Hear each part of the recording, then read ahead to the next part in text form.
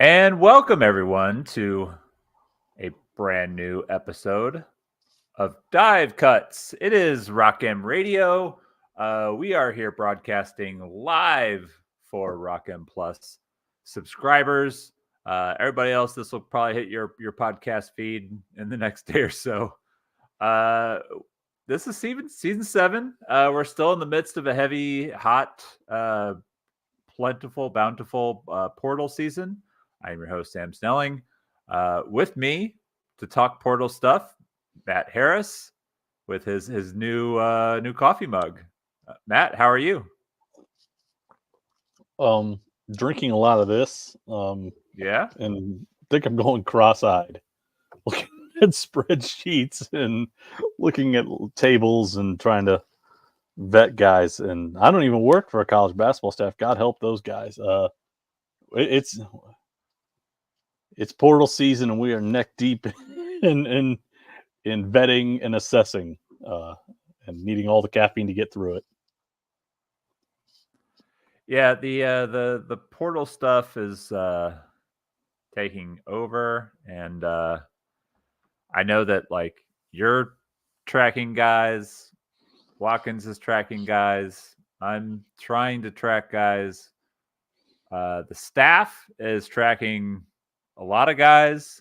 So many Um, there's a lot of bodies in the portal, and really it wasn't until kind of early this week we started kind of seeing the kind of names that I think we all sort of expected.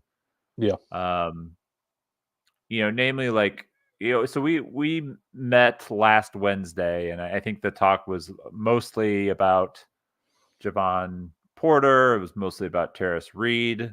I don't think anything has really kind of changed in that front. I think Missouri is still kind of, uh, would you say, perhaps in the driver's seat? It's just a matter of kind of getting guys onto campus and Yeah. seeing if they can get commitments and all that kind of stuff. Yeah.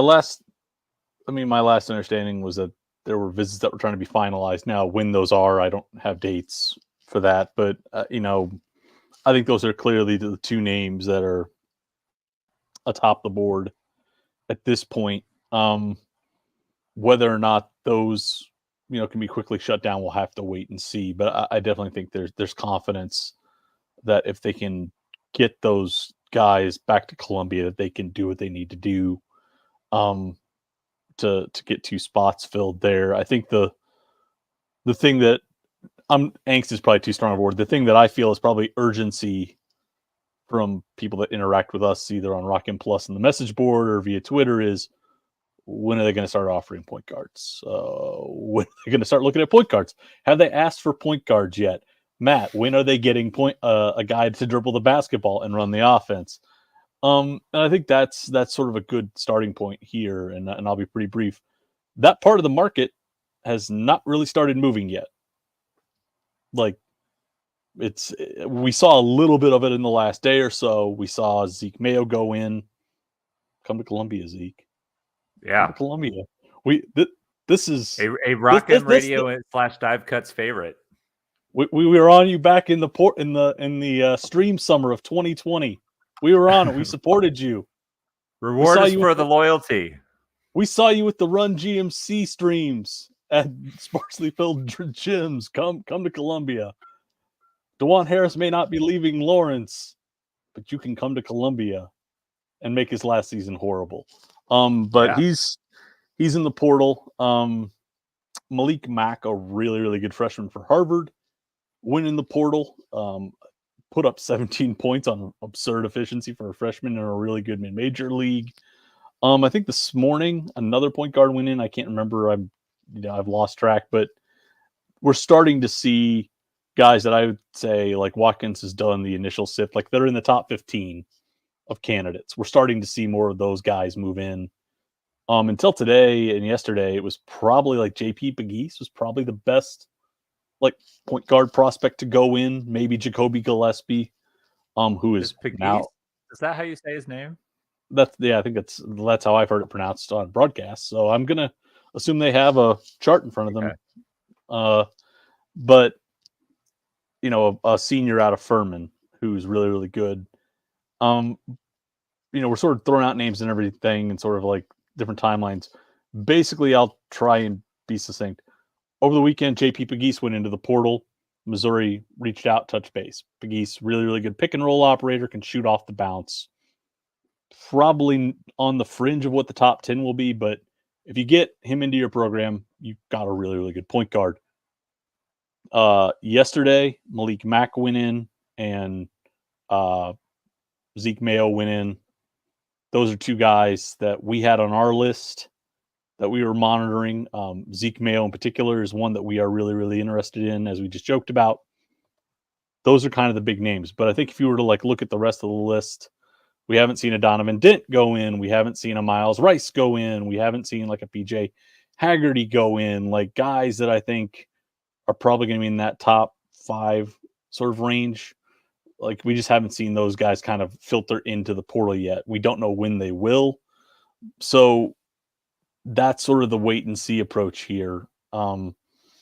Otherwise, like I think that's why Missouri looks a little jammed up right now is, Porter and Reed are clear priorities. You're waiting on the point guard market to develop, and like I'll turn it over to you for your thoughts, but I think a lot of what we're seeing are kind of vetting of secondary targets or maybe some guys that, a combo spot that might come later. But if it feels like there's a little bit of a hink, it's because you've got 2 priorities you maybe want to try and close, and then you're waiting for other guys to fill. So there's this weird sort of limbo that exists about 10 days in. Yeah, and I'd also I'd point out that we haven't really seen, other than the 3 guys that we talked about last week, which were Zeus, Kurt, and Mabor going into the portal from Missouri. We haven't seen anybody from the Tigers go into the transfer portal. We also haven't heard any movement on what's going to happen with Tanji, or Caleb Grill. Both of those guys have to apply for medical waivers if they're going to play for Missouri or anywhere else next season. And I think both could if they wanted to. We did sort of talk about, like, I feel like the odds of Grill taking advantage of that, at least taking advantage of that with Missouri, is perhaps a little bit higher than Tanji. But I think it's also important we state that that's not a guarantee, because it is sort of, the ball is sort of in his court, in both of their court, I would say. There's still some stuff to be ironed out there. Yeah, so when it comes to Mizzou, it certainly looks like at minimum they're going to be adding 4 dudes, because they want both Javon and Terrace, and they clearly need somebody who can dribble the basketball. Yes. Yes. So when you already have Jacob Cruz committed, that does sort of take ease off of having a bigger wing who can shoot. If you look at like the guys that they've sort of been making contact with, I do think you're kind of like like we've got, if you look at our transfer tracker, we've got like DJ Davis. They reached out to him from Butler. We've got him listed as a point guard. He's probably kind of in that, I'd put him in a combo guard. Like, yeah, he's a little bit more of a combo. The same with a guy like maybe Marcus Warwick. Northern Kentucky is probably maybe like a combo wing more than a true point. So Tony Perkins did play a lot of point guard for Iowa. He is a bigger point guard. But I'd also point out, like, when it comes to certain guys like that, where also you hear that somebody like Perkins could be maybe headed towards Indiana. I know that there was also some rumors that Malik Mack was probably headed back home towards either Georgetown or Maryland. Yeah. Although Maryland did get Jacoby Gillespie from Belmont today. So that these are all things, like, as guys come into the portal, sometimes they kind of know where they're going, and that there's a lot of sort of expectation, I think, with a guy like Zeke Mayo, that he kind of knows where he's going. But at the same rate, Maybe he doesn't. And like for me, like if you start seeing somebody like Miles Rice, clearly, guy like Rice, guy like Dent, and Mayo. To me, I would have all those guys kind of at a 1A level. Yeah. If you can get any three of those guys, you close them immediately and Don't hesitate. Don't look back. Of those three, is there a guy that you prefer? I think we both know who Watkins prefers. Well, we know Watkins prefers Rice. I go back and forth. I like Dent as a creator. I think his assist rate's a little higher. I think he's more prone to facilitate than Zeke Mayo is, but I think the thing that I like about Mayo is there's just a lot of shooting gravity off the bounce.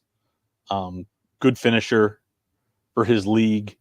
I think the question that I would have about Mayo, though, is, he's struggled sometimes when like scaling up against high majors. He's looked really, really good, kind of against teams that I would say are probably like the cutoff around top 60, like around the number 60 mark in KP. Get inside that, he's had some bumpy moments, but then again, he's the best player on the team, so he's going to be a top scouting reports. You hope that you'd get him into Columbia and that there'd be some more supporting cast around him. Dent is a little bit better rim finisher, but he's smaller than Mayo. Not quite the same jump shooter. So I think it really comes down to, positional fit for them. We've talked too about how if there's a lag, I would not be opposed to them just pushing in chips on a guy like JP Pegues. I really, really think that that's a guy who, little bit smaller positionally, but really, really, really good shooter off the bounce. Good assist rate, also plays in kind of a system that's similar to what Missouri runs. So, I would say, like, when you talk about kind of positional size, he is a little undersized. Ideally, you'd have like a 6'3", point guard. He's 6'1", but I think the thing that has hurt Missouri in the last couple of years is the fact that not only was their starting point guard Nick Honor small, but so was their starting two guard. So was their starting three, wing. their starting four. And really, like, it wasn't until you got to like the five, and all of a sudden, at least when they were starting either Jordan, Butler, or Connor Vanover, did we actually have some size?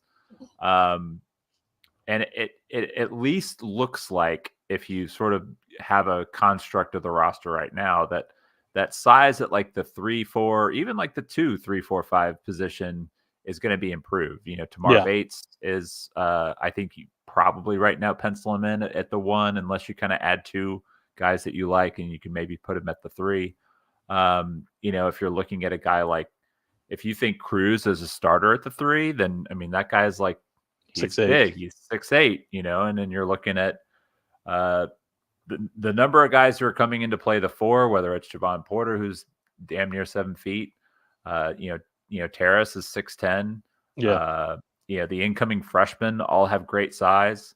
It is one of these things where I would be less concerned about a guy like Pegues if he's the starter along with 4 other guys who have great size, versus if you end up with maybe a couple smaller guards and then you're pushing Tamar to the 3, and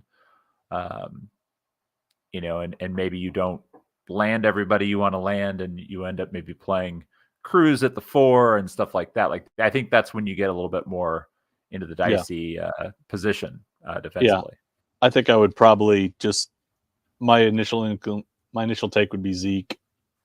Then I'd probably, as a backup, like, this is insane to think, because it won't like unfold this way, but then like Pegues would be like 1B for me. And then I've really got to see, what the rest of the sort of picture looks like in the portal, for them. I think that that's sort of the thing that sticks out to me too, is you've almost got to commit to one of these guys and be willing to watch some other good options, go off the board if you're really going to lean in. And that's always sort of thing we saw last year with a little bit with Caden Shedrick was there were some good fives that came off the board while Missouri hung in there. So I think that's what's going to be interesting is, one, who do they go after and prioritize? And two, how long are they willing to hang in there and really go all the way down to the wire and, maybe see some other options come off? And at a certain point, do they maybe, look at two combo guards and just try and create it what they need from two spots? They kind of tried that last year to very mixed results. So we'll see. But the point guard market, I think, still has some room to get, more shape to it. But, what did I joke with you yesterday? Like if we got to Friday, like Thursday, like late Thursday or Friday, I'd almost kind of be like, hey, JP, let's get a visit on the books. Let's see if we can get you into Columbia. Let's see what we can do here. So that again, that's probably why I'd be a terrible basketball coach. For many reasons I would not be good on a staff, but I think, hedging bets, and trying to maybe get Pegues on campus wouldn't be bad. Yeah, I think what you do is you look at, two guys who I think we, I don't think we necessarily saw them as like being the right fit at Missouri. And I'm going to speak to Marcus Foster, who Missouri did have contact with, along with Gillespie, who Missouri did not contact. But two sort of like smaller, undersized, combo-y guard players come off the board already. And I do sort of wonder if that makes, a school like Mizzou, who is in desperate need of a ball handler, to, maybe push the envelope a little bit on guys who are available now. So I'm thinking more like Pegues or even like Perkins or Davis. I would still, I think I'm with you that I would like, if you can get Pegues on campus and you can kind of close him at a reasonable number, NIL number, then, I think you can do a lot worse. Even if you're going into next season with him as your starting point guard, like I think that's a solid, really, really solid guy. 92nd percentile for PNR efficiency last year. Really, really great shooting gravity off the bounce. Like you go under, he's gonna punish you. He will absolutely punish you. And that kind of shooting gravity is going to be necessary. If you have a guy like Terrace and you want to use him as a roller, you're going to need to hold that screening defender and let Terrace get some space, because the threat of Pegues shooting would hold guys for a beat longer. And you need to just go look at his passing film. It's high pick and roll, guy at the level, guy goes under, holds a bit, and he will use one extra dribble to let his roller get clear, and it's just lobs. It's lobs all day. So there's shooting gravity there. I'm not sure. Again, there's the same positional size there as a Mayo or a Dent, but there's enough there. And he's, again, I think a really easy scheme fit that I would be really hard pressed to just be like, let's wait it out. If Pegues was a guy who you thought you could close, I would absolutely close the deal. I wouldn't hesitate. So, but again, I'm not a huge risk taker. So yeah. And there is going to be risk if you try to wait on a guy like Mayo, or you want to hold out and see if Rice or Dent pop, especially with some of the names that we've kind of heard, are going to be involved for Donovan Dent. Yeah. And I would imagine if like those kinds of teams are going to be involved for Dent, that everybody and their brother is going to, want to step in and see what Miles Rice can offer. Right. Yeah. Matt Watkins isn't the only guy who thinks Miles Rice is a great basketball player. So he's the best player on an NCAA tournament team. Kyle Smith is, got the Stanford job for a reason. He's good at identifying talent and putting together a pretty solid roster. So I think For me, it is a little curious that we haven't necessarily seen, you know, a lot of Washington State guys sort of announce for the portal. Considering, you know, I know that there's this window where, like, we've known that that Kyle Smith was going to Stanford now for a while. There's usually a couple days it takes you to submit paperwork, but I'm just a little surprised there hasn't been a few more announcements of, you know, this player plans to enter the portal like we typically see with like some Darian of the, DeVries, yeah, and Tucker, who is expected. They're expected to go to West Virginia. So yeah, like at some point you expect that kind of like, oh, like they will enter the transfer portal, and then you know, the player puts up a tweet, says, I am not in the transfer portal. And mostly say that because they want coaches to stop calling them. Yes. Even though they can put a non-contact in the portal, they can designate that. But then, yeah. And then 24 hours later, you know, they're officially in the portal. Yeah. We'll see what that movement looks like here. I think Watkins made a good point on the subscriber board earlier in the week. A lot of what we're seeing right now are 2s, 3s, and 4s. Like Marcus Foster was a 2 at Furman, but he played off Pegues. He was clearly, I would say he was I wouldn't say he was a secondary ball handler, but he was a combo for them. You know, Jacoby Gillespie was a guy who, if somebody said if somebody didn't tell you he was a point guard, you look at his play type data and you'd be like, oh, that's a combo.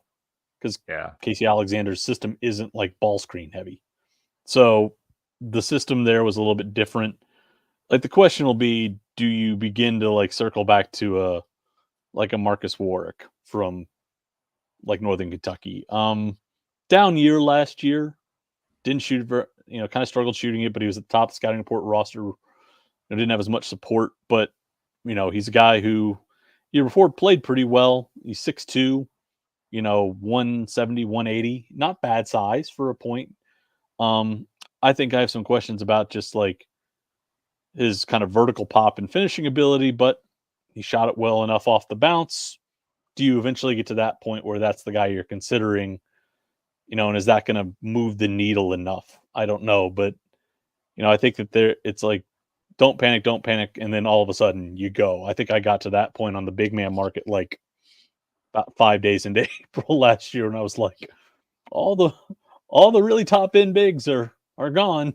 It's now time to compromise. So I think that's the question, is like, how long are you willing to hang in, and how much patience? At what point does patience sort of become, a hindrance more than a help to you?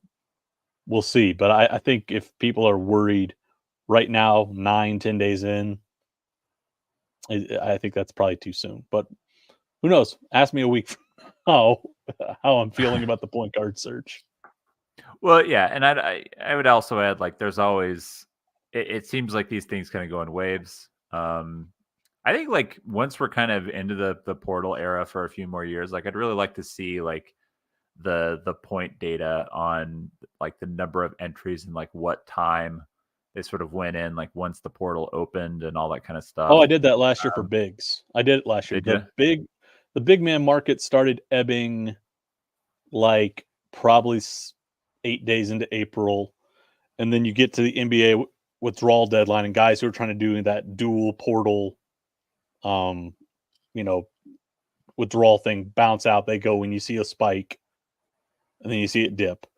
The big thing is like this again. This is just for one position in 1 year, but last year the typical big man recruitment lasted around 12 or 13 days from the day they went in the portal to the day they committed. So like if you were to apply that now, we would start seeing probably tomorrow the first initial wave of commitments. Heck, we're already seeing them. We saw Marcus Foster today. I think his recruitment was about 11 or 12 days.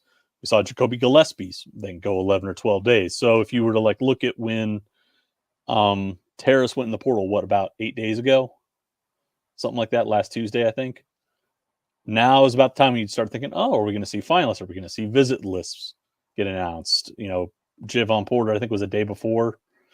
So we're in that window now where you should see for that first wave of guys, visit lists, finalist lists, and you're going to start seeing commitments. Sometimes for guys that are at the top of the board, higher up, like an Amari Williams on the big man market, he might be able to stretch his for 3 weeks or so.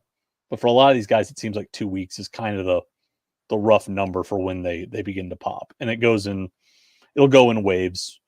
The first wave is always big, and then the Monday after the NCAA tournament rounds in, you start to see a little bit of a spike. But point being, I think probably this coming weekend we should start to see maybe the wave of commitments or visit lists start to pop and grow a little bit.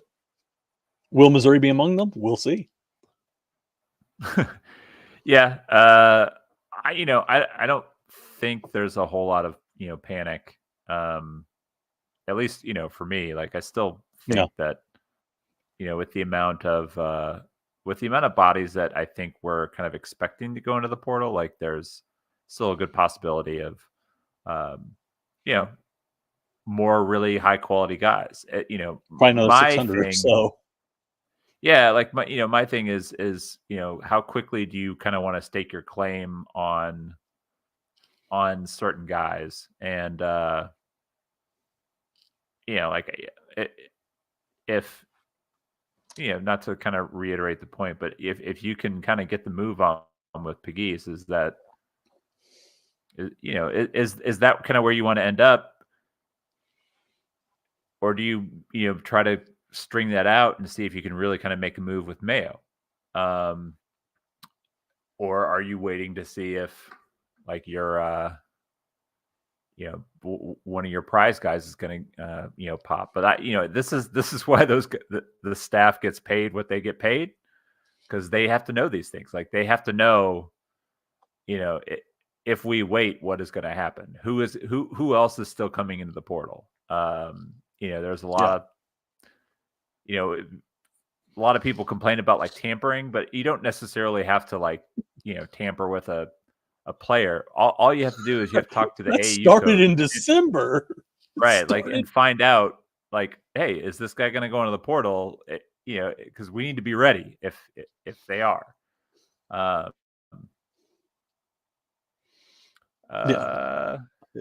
Looks like Kobe Julian is entering the transfer portal. All Sun Belt second team this season, 17.3 points per game for Louisiana Lafayette. What position does he play? Is he a point He's guard? More of a wing forward, I think. Nope. Point guards. Tell me about the point guards at this point. Yeah. It's just so quiet in that market. Sorry, that just popped up on my screen. No, I think on that, like, I think it's a good point now to like say there have been some national guys like you and I are not texting relentlessly with player agents. We don't have that kind of pull. We don't have that in the Rolodex. Reporters who do have put out pieces this week saying a lot of this first wave is they're asking for big numbers that probably should get them laughed at. And like, yeah. I think this is, there's what, employers will pay versus what employees want.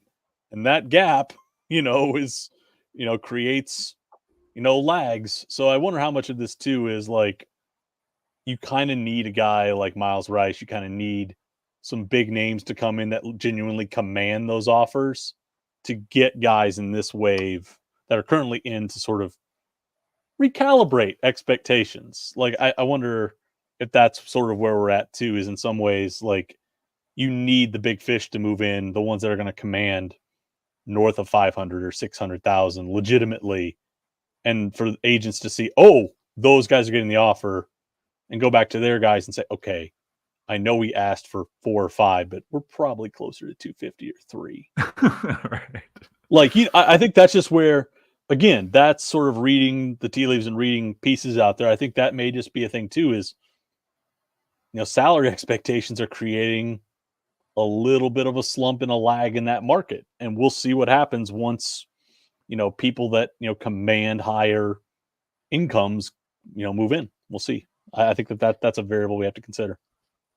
Yeah, and that's actually, that is a good point, because we have heard that some of the early requests from guys, and some of it may also be like, guys that are possibly not really interested in playing for certain schools may ask for a higher number. But but the reality is, like, it does seem like players right now are in a little bit of a controlled demand, because they are available, and they know what these schools are wanting, and like you can ask for it. I mean, I did like I think it was Eric Bossy who tweeted something the other day about collectives having a whole lot more money than they did. Basically his point was that with the numbers that players are requesting, either the collectives have way more money than he's told that they have, but they actually don't have that much, and so players are probably going to be disappointed. Yeah.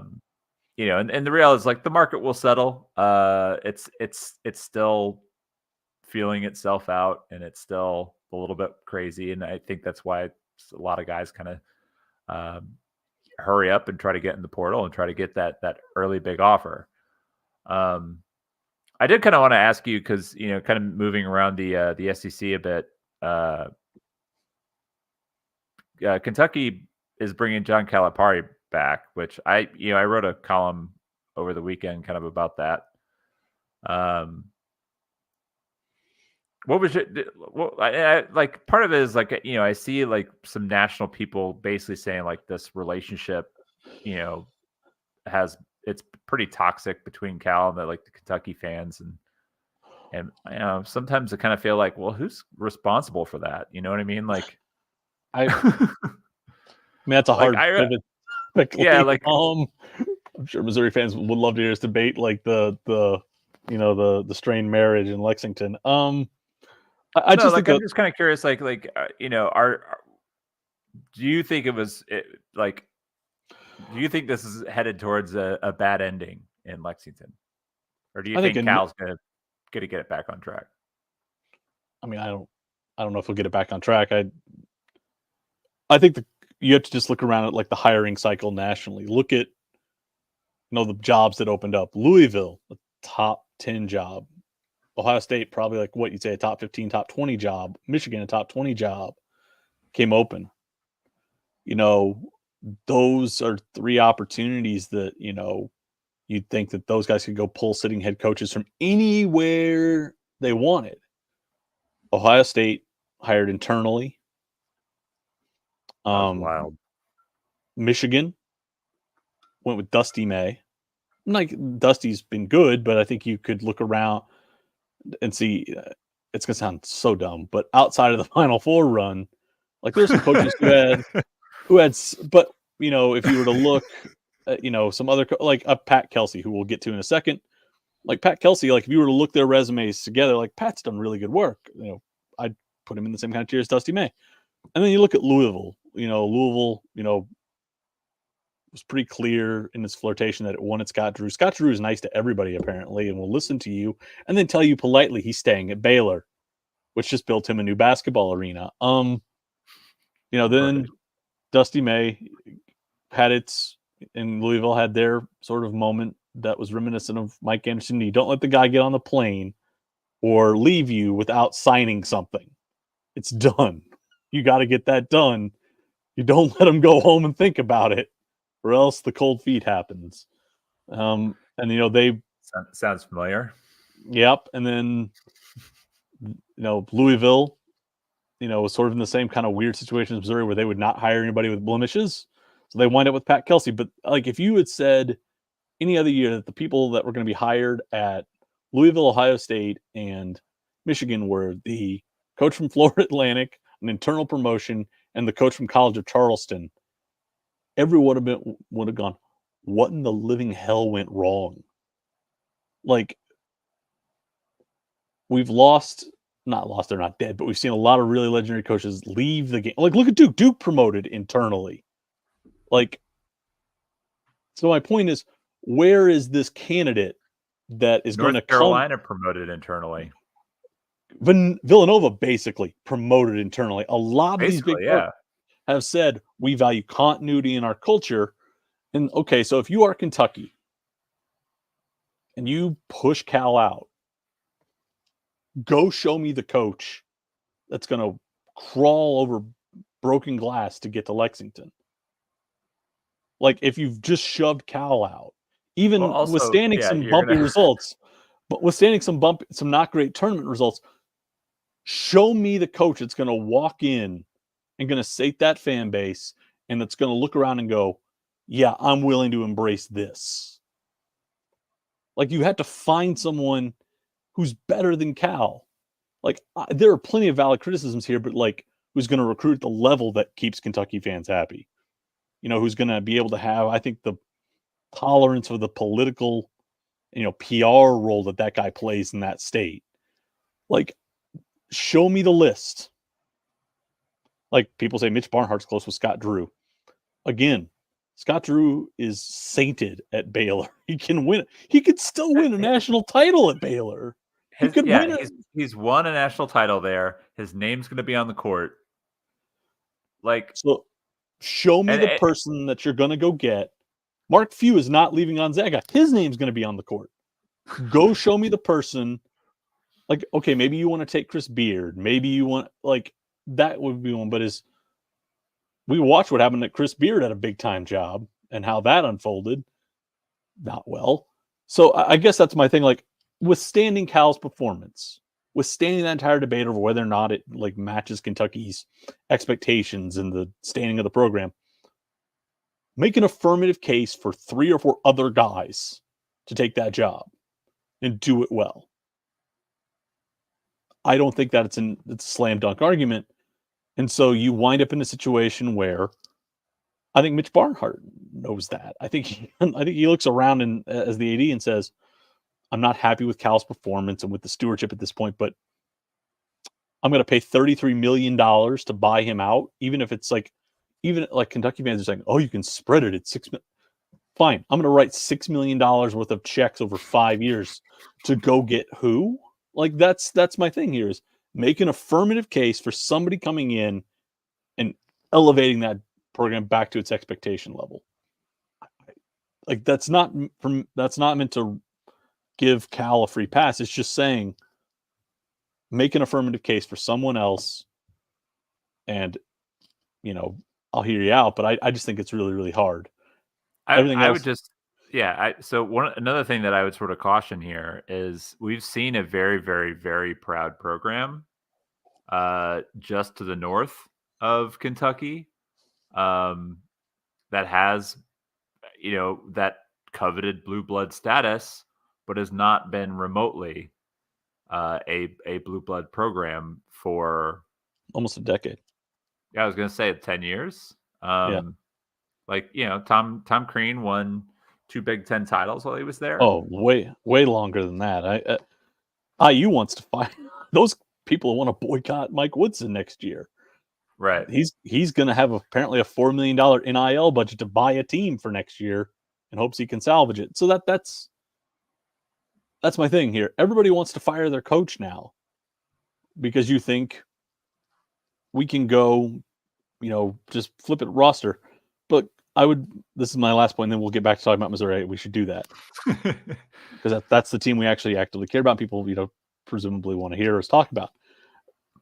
Go look at the number of teams that have won a national title with one and dones. The last one was probably Duke in 2015.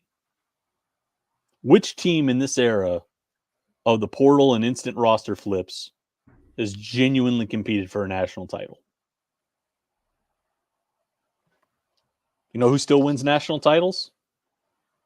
Teams with continuity and cores that have built through high school recruiting, that have kept guys together and used the transfer portal in intelligent ways to supplement their rosters and maximize internal, strengths. It's been the same thing. Maybe occasionally Duke or UK is challenged, but it's the programming template that wins national titles is still the same. And I think people have chased 2 different ways of doing this. It's portal and high school kit. It's either been portal or it's been one and dones, but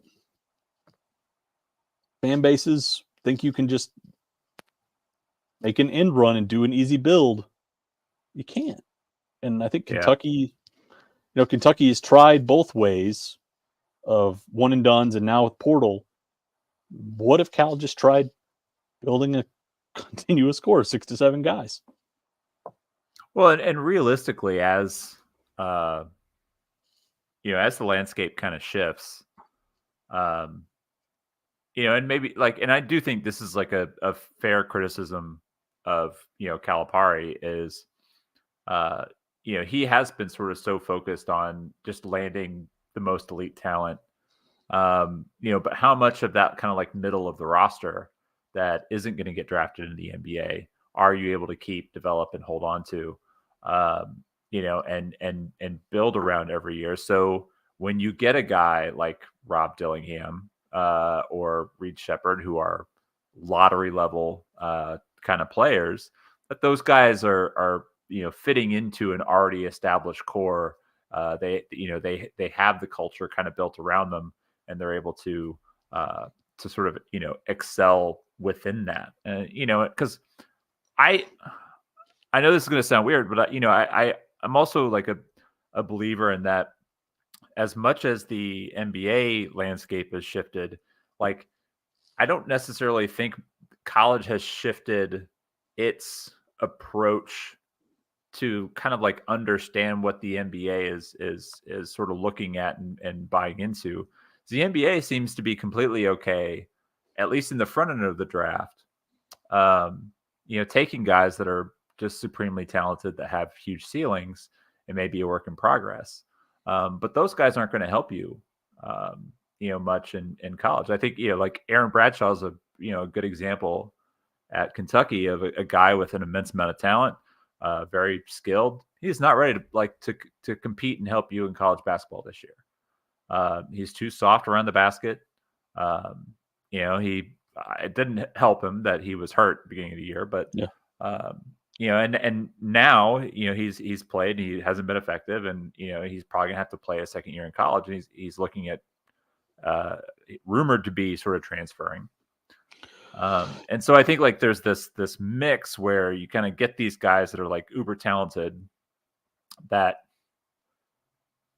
aren't quite the kind of guy, like to me, like a guy like Reed Shepherd and even Rob Dillingham are exceptions to this, to where you're getting this sort of surefire prospect who is ready to help and contribute and provide you things like scoring right away. And those guys seem really rare in college basketball. And so what's helping teams win games is like you kind of mentioned, like more continuity. So I don't know, like I really like, the reason I wanted to kind of bring this up is like part of it is like we don't really have a whole lot to cover week to week from the portal. We could talk about point guards, and we did. The front court is kind of the same, but the front court situation is kind of the same. But I think it's sort of like looking at what's happening in Kentucky and what's happening around other teams in the SEC and what they're doing allows us to kind of get a better picture of how Missouri is going to get from here back up to kind of where they were last year. I think what Missouri I think is trying to do is find some sort of balance between some immediate help and that culture. I think if we've talked to kind of frame it in the reference of this Cal conversation, the SEC, they need a guy like a JP Pegues or a Zeke Mayo is going to be immediate help at a position of critical need, where you can still give 3 seasons of development to Ant. You can still give 4 seasons of development to T.O. Barrett. Those guys I don't think are ready yet to have the sort of, scale of production that Missouri needs. So you go and you get a veteran guy and you pay, potentially overpay slightly to get that. Whereas I think the guys like Javon Porter and Terrace Reed each have 2 years left. They've got college basketball experience. They're not coming in. They're not going to have to acclimate or adjust. They've each shown promise in their freshman seasons. Their sophomore years did not go as planned. And so what you do is you say, come home, come back to a place that where you're comfortable, near support systems that are good for you. Look at what happened to Tamar Bates. He got back close to home and a network that was really, really good there to help him focus on just basketball, and let's see if we can turn it. I have real questions with both those guys about, what the scale of the retool looks like for them.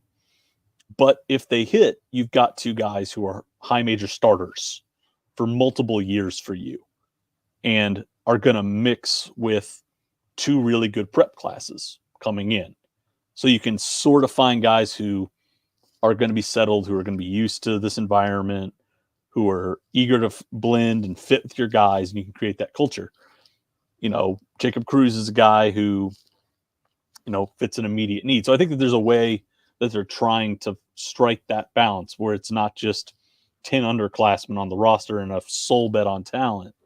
There's a risk in, maybe some reboots not happening, but you can kind of see the template there. I think the question I have is, and we can do this to close it out in the last 10 minutes or so, is, is there enough time for this staff to do really good vets on guys? I think that, Eric Bossi retweeted it, something from an agent this morning, Jacob Cruz's agent, actually, talking about how the number of bodies piling in here has made it really hard for staffs to get good vets and evals on guys. Like, some programs are different, and like there may be somebody who's dedicated off-court staffer who's basically like looking at the guys coming in and maybe looking at Synergy or HDI or looking at whatever Second Spectrum, whatever system they're using, and like probably scribbling down some notes on this guy has this, this, and this, sends it to an assistant. Look at this guy. What that is different for every program. It might just be, hey, we've pulled these 50 or 60 clips of different things he does, from, the video trove. Look at him. Give us an initial, thoughts. Some places are going to want to watch full games. And even if like you've stripped commercials out, those are still 40 or 50 minutes long.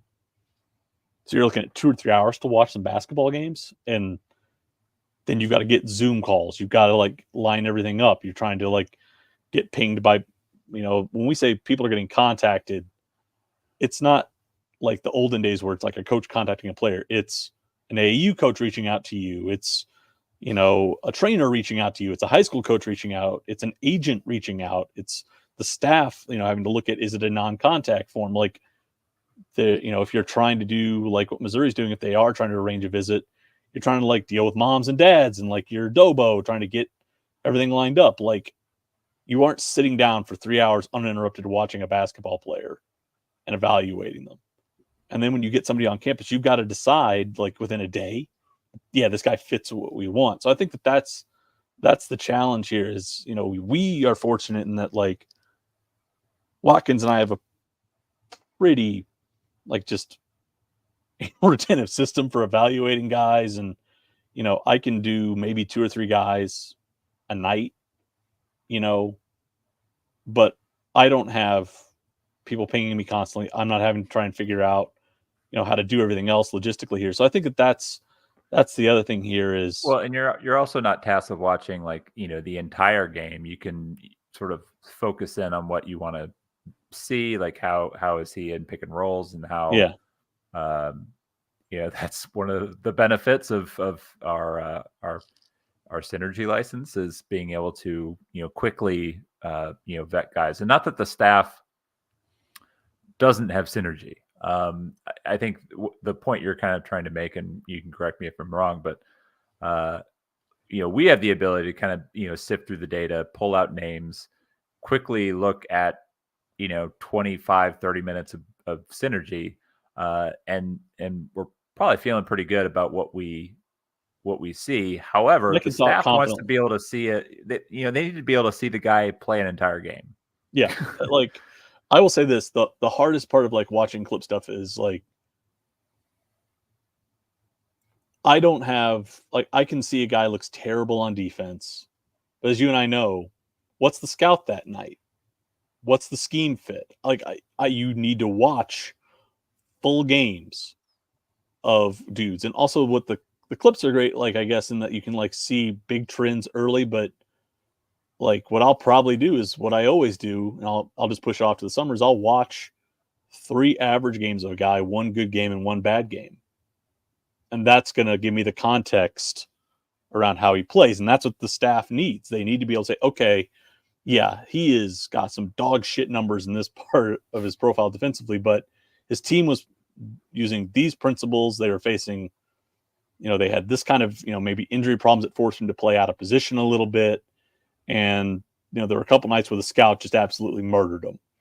But when we put on full game tapes, it's not as bad. Or we think he's going to be able to fit what we do because we don't do X, Y, and Z.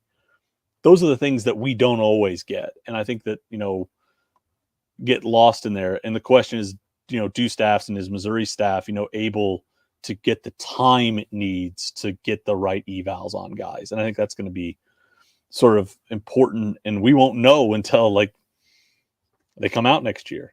So I think that's the other variable that's sort of at play here is there's a lot of bodies piling into the portal. They're all asking for insane amounts of money. And it's a struggle, I think, sometimes for staffs to feel like, okay, I've seen enough of a guy to feel like that number is justified for Russ. Because, taking the wrong guy is absolutely detrimental. We saw that a couple of cases for Missouri's roster this year, that taking the wrong guy can cause some issues later on. It can. Well, so I think that's all I wanted to hit on this week. Is there anything else that you wanted to touch on? I'll plug to our one person here. Hopefully we see the number go up. Join Rockham Plus.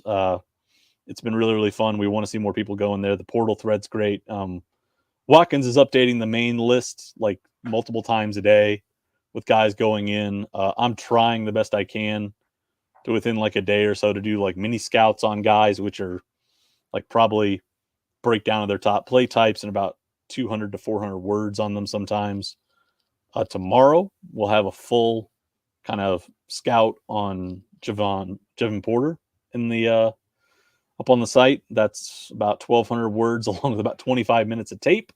So if you want to know about Jevon Porter, buddy, we've got lunch break set aside for you. So we're trying to put stuff. Pick it in your brain. You keep going to Javon with I don't know. I keep messing up here, but Jevon Porter, we have that coming tomorrow. So that's what we're trying to do. Is we're trying to, within reason, get to guys, tell you a little bit about their games, and if Missouri's deeply involved, really try and give you some depth on that.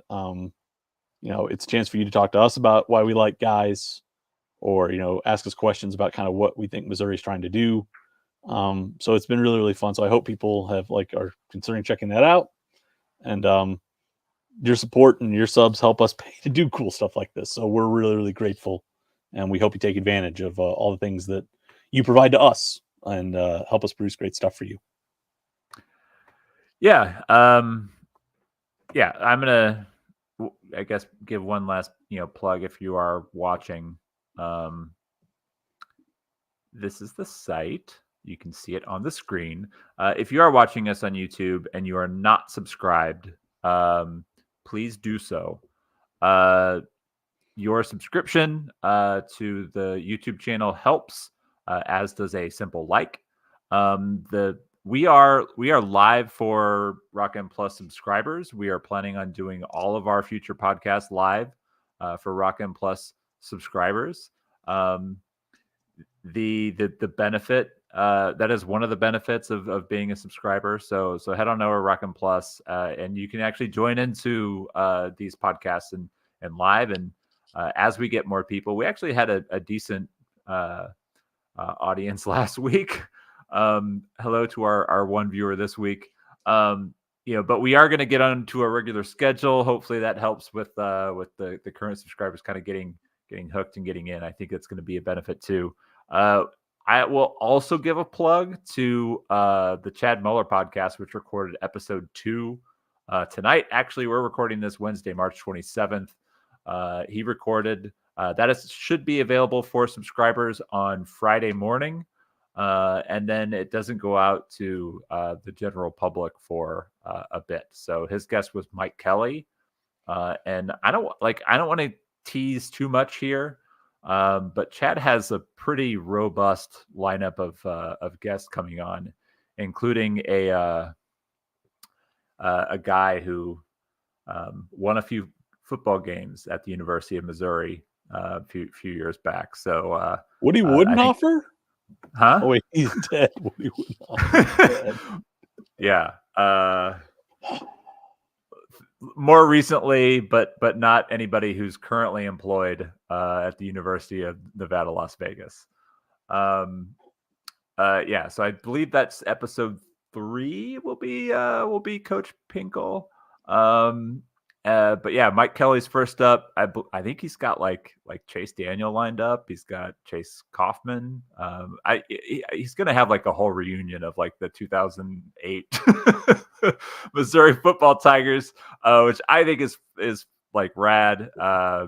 And so all that is going to be like subscriber content. And I think it's like, I know that the football side is what we're still developing. And I think Chad and his merry band of misfits are going to be a big part of that.